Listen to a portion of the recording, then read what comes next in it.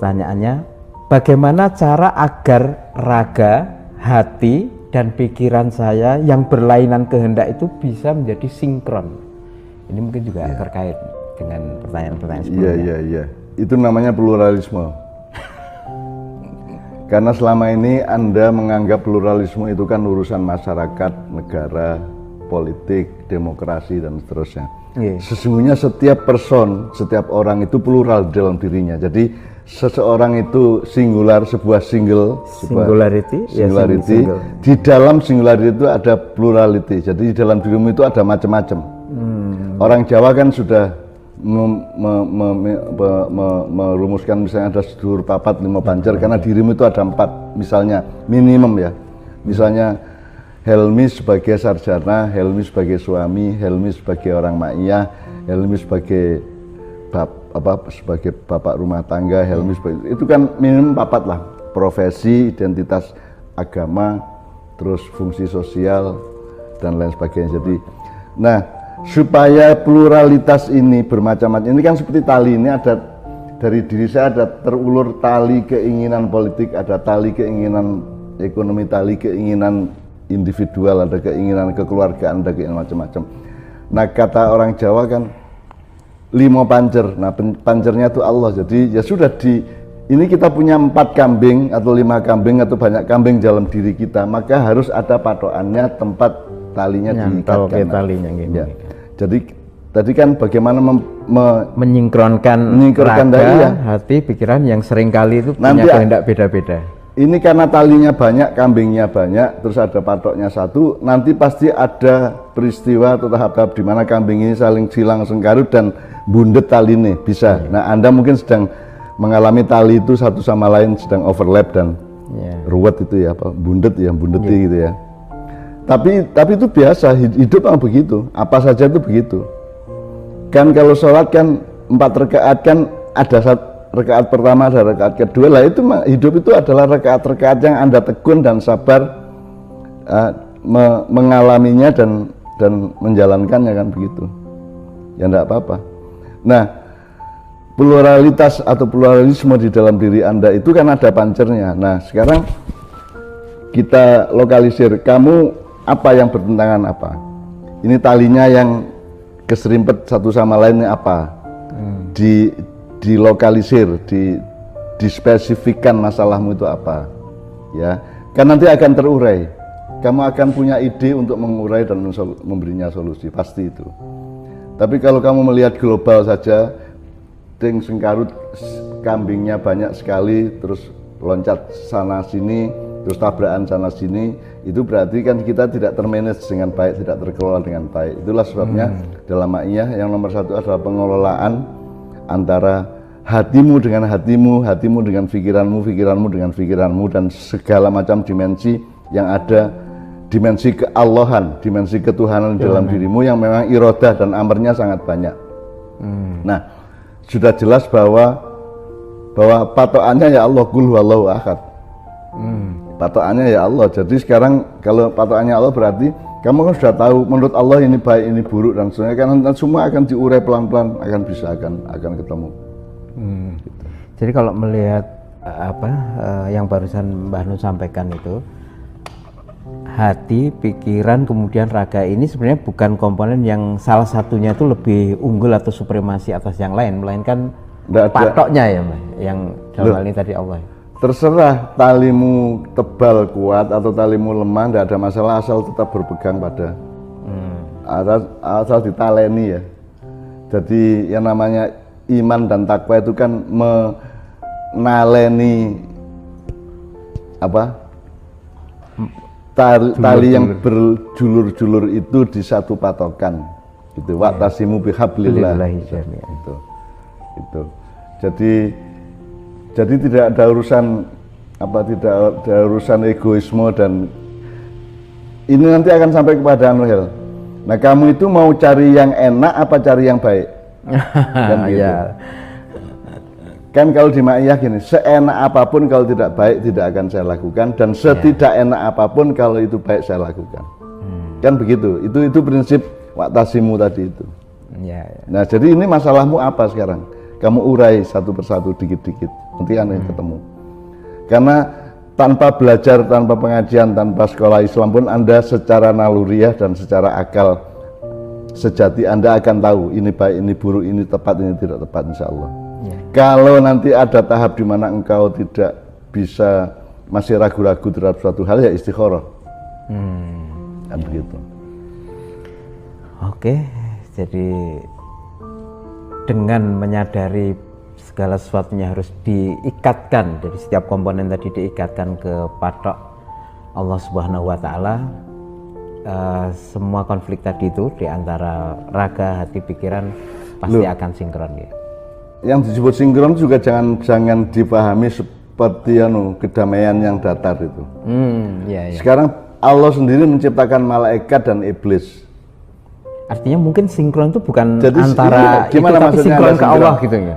Lah iya, jadi sinkron itu pokoknya Anda wa'tasimu bihablillah. Kamu berpegang di tali Allah, bahwa kiri kanan ada malaikat, iblis, monggo. Sebab Allah sendiri yang bikin malaikat, terus bikin iblis, terus bikin Adam, terus iblis berontak, gitu, dan seterusnya. Allah sendiri yang bikin. Jadi memang ternyata konsep dasar penciptaan manusia dan kehidupan ini adalah dialektika dan konflik. Maka manusia adalah wakil Allah yang paling utama, yang diberi alat untuk bisa mengelola dialektika dan konflik ini. Misalnya kalau tesis antitesis ada sintesis, kan gitu kan.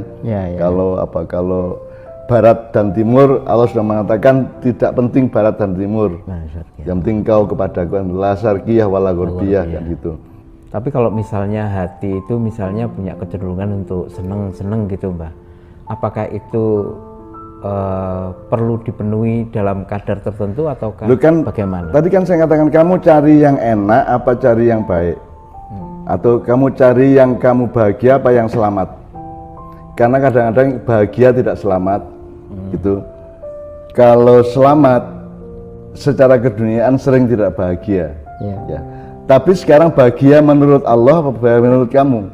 Selamat pada konsep Allah atau selamat pada konsep manusia, kan begitu. Nah, makanya dalam pengelolaan pluralitas diri tadi itu kan kita tetap pedomannya 5 pancer tadi. Pedomannya adalah wa'tasimu bihablillah ahad. Jadi seneng banget terus terngiang-ngiang, termehek-mehek gitu ya. Itu kan sebenarnya kan diloncati aja itu. Itu cuma satu loncatan kok. Ngono wae. Gusti Allah sugih repot. Pokoknya endi sing kira-kira jodoh ya gue bismillah lah. Mulai tak takon Gusti Allah gitu aja. Amin ya Allah. Mudah-mudahan kalau jadi banyak orang yang termangu-mangu di depan satu keindahan yang kemudian dia ditaklukkan oleh halusinasi dan imajinasi dia mengenai keindahan atau kebesaran, kekayaan atau apapun, yang kalau saya itu tak pencoloti gitu. Alah, aku ngono tok wae. Makanya saya pernah punya teka-teki, kalau kamu masuk hutan, pertanyaan pertama adalah kamu mempelajari hutan secara lengkap atau semua isinya, petanya, binatangnya, tanamannya, gundukan tanahnya, teksturnya, atau bahaya-bahaya dan manfaat yang ada dalam hutan itu baru masuk, ataukah kamu masuk terus mempelajari? Kan itu kan ada di puisi saya dan banyak dialog. Kalau saya kan masuk, pokoknya aku bleng. Nah itu bedanya sama Sabrang. Kalau Sabrang kan mempelajari dulu semuanya, baru dia masuk pelan-pelan gitu. Jadi pertanyaan pertama adalah hutan lebat, hutan rimba di depanmu, loncat masuk, gitu kan puisi saya tahun 75. Nah nanti di tengah jalan kamu akan ketemu kunci, kamu ambil apa tidak? Itu tergantung imajinasimu. Kalau manfaat pragmatisnya kunci, ya nggak ada. Untuk apa kunci ini?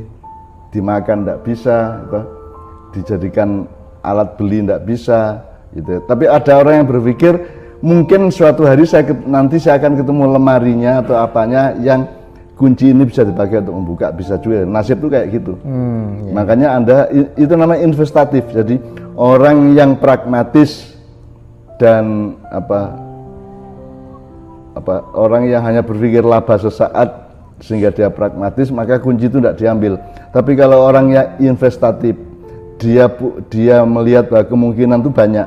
Bisa jadi nanti saya ketemu box atau lemari atau truk yang ada yang dibutuhkan kunci ternyata ini kuncinya juga bisa. Jadi itu pokoknya saya invest aja, saya ambil kuncinya. Itu kedua ya. Ketiga, nanti kamu ketemu pohon yang rubuh, ambruk, ya. gede banget, malang. Nah, saiki masalahnya pertanyaannya adalah kamu ini manusia jenis apa?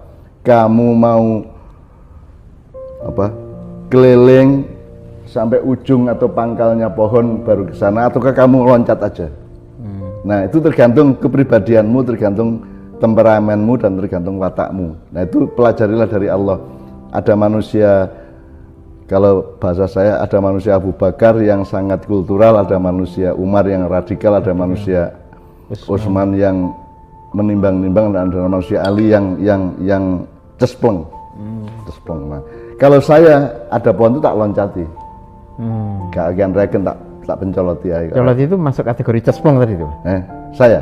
Ya. Aslinya saya aslinya begitu. Aslinya saya teroris. Aslinya saya radikalis. Aslinya saya itu di dalam diri saya itu ada gemuruh keinginan untuk memberesin semua ini, dan saya pakai kekerasan karena hanya satu yang bisa dipakai, itu kekerasan. Harus dipaksa. Tidak bisa orang dihimbau, tidak bisa orang direkomendasi, tidak bisa orang diminta untuk insaf, diberi peringatan, tidak bisa. Sekarang harus dipaksa, ditekek gulune, dibanting gitu. Nah, kalau negara itu artinya harus diapakan, monggo gitu ya. Tapi aslinya saya begitu, tapi karena saya mempelajari hutan secara keseluruhan, sehingga kalau pohon itu bisa saya loncati, tapi kalau negara kan belum bisa saya loncati. Makanya saya tidak melakukan apa-apa sebagaimana yang pernah saya lakukan di akhir tahun 2000, misalnya reformasi atau ketika Gus Dur atau siapapun, karena saya melihat hutan secara keseluruhan. Karena ada nanti pertanyaan keempat ya, ini tadi kan ketiga ya. Yang keempat itu karena kamu lelah jalan di hutan, haus, capek, loyo, tiba-tiba ada danau. Nah, pertanyaannya adalah apa yang kamu lakukan setelah melihat ada danau? Nah, ada orang yang pokoknya langsung ambios biur itu. Ada orang yang alhamdulillah ada danau, terus dia tetap berada pada jarak, terus dia minggir, terus sikile disentuh-sentuhkan ke pinggiran danau di air itu. Jadi ada tipe-tipe orang berbeda-beda. Saya kalau dalam soal danau, saya tipe orang yang kedua. Jadi saya tidak mungkin ambius biur, tidak mungkin. Wong saya sudah mendapatkan rahmat yang luar biasa dengan ada danau, kan harus cukup toh ya. Bahwa saya memanfaatkannya harus dengan manajemen dan irama, sehingga saya mungkin tak delok-delok sik, tak jemok-jemok sik banyune gitu. Saya tidak langsung ambius gitu. Nah, orang yang pada umumnya kan langsung ambiur gitu kan. Langsung ambiur karena melampiaskan. Nah, saya kan sangat hati-hati, saya tidak mau hidup melampiaskan. Karena melampiaskan itu alatnya adalah nafsu. Sementara kalau Allah itu menyuruhnya melalui agama adalah mengendalikan atau menahan gitu kan. Makanya kita disuruh puasa Ramadan untuk latihan bahwa hidup itu menahan diri, hidup itu mengendalikan bukan melampiaskan gitu. Gitu ya, melebar-lebar sampai ke sana. Terima kasih juga, mohon maaf ini tadi melebar karena saya juga numpang bertanya.